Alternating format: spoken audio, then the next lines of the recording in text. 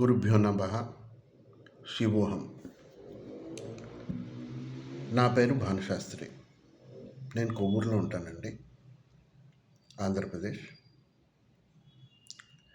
నేను ఈ ప్రాణ సంయమ 3 రోజుల ప్రోగ్రాంని పూర్తి చేశానండి. ఈ ప్రోగ్రాంలో ప్రాణవాయువుని ఎలా మనము ఆలోచించాలి, దాన్ని చూడాలి. ఓకే, ఈ ప్రాణవాయువు అంటే ఏంటి, శ్వాస అంటే ఏంటి అనేది మనం తెలుసుకుంటాం ఈ ప్రోగ్రాంలో. ఎవరైతే సృష్టిలోని ప్రతిదానితో ప్రేమ స్వరూపంగా ఉండాలని అనుకుంటున్నారో వారు ఈ ప్రాణ సంయమ అనే ప్రోగ్రాంలో జాయిన్ అయ్యి వాళ్ళు ఇది పూర్తిగా ప్రాణవాయువు గురించి తెలుసుకోవచ్చని నా అభిప్రాయం. చూడండి, ప్రాణవాయువు, శ్వాస ఇవి రెండు వేరే వేరే. భిన్నత్వంలో ఏకత్వం అనొచ్చు. భిన్నత్వంలో ఏకత్వం అనొచ్చు. దీనికి ఒక చిన్న ఉదాహరణ చెప్తానండి. ప్రజెంట్ జనరేషన్ అందరికీ తెలిసిన విషయమే, బ్రో అని పిలుచుకుంటున్నారు.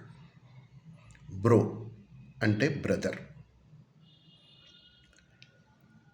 కానీ ఇది 2000 సంవత్సరాల క్రిందటనే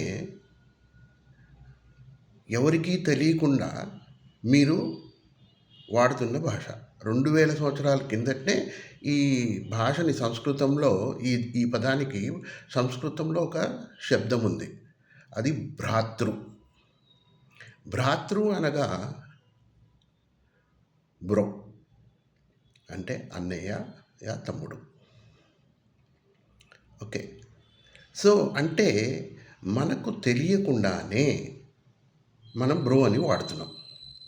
ఇక్కడ చూడండి, సంస్కృతంలోని భ్రాతృ, ఇప్పుడు ప్రస్తుతం ఆంగ్లంలోని బ్రో. అంటే రెండు వేరు వేరు, కానీ మనం దానికి మీనింగ్ ఒకటే. దట్ ఈస్ భిన్నత్వంలో ఏకత్వం.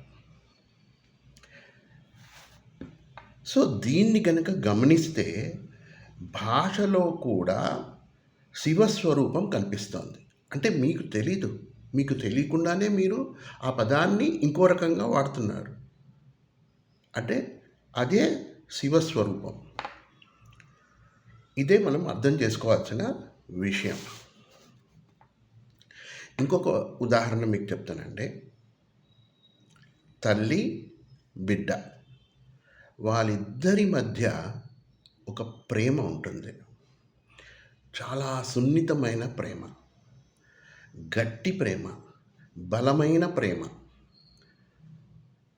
అలాంటి ప్రేమని మనం సృష్టిలోని ప్రతి ఒక్క దానితో అనుసంధించాలి అని అనుకుంటే ఈ శ్వాస ద్వారా అనుసంధానం చేయవచ్చు.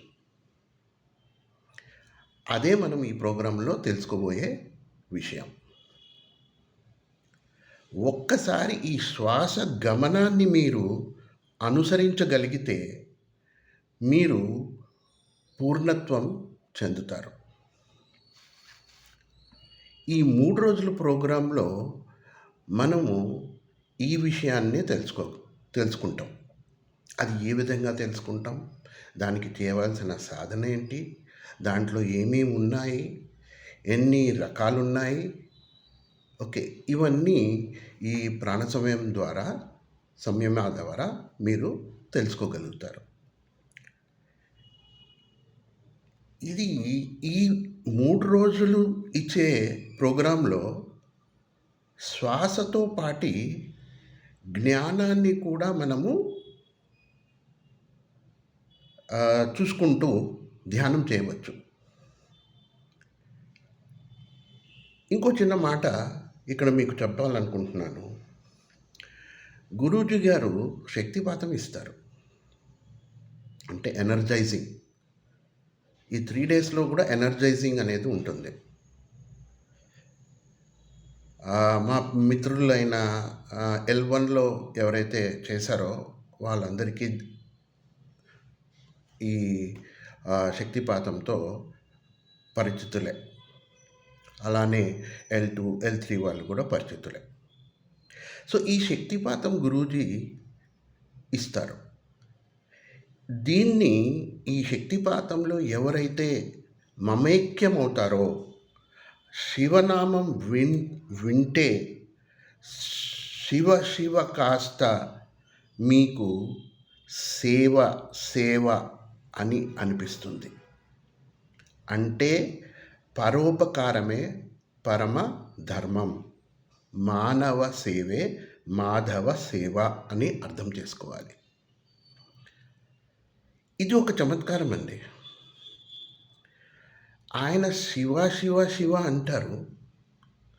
చాలామందికి గమనించండి, అనుభవించుంటారు కొంతమంది. అది మనకు సేవ సేవ అని కూడా వినపడుతుంది.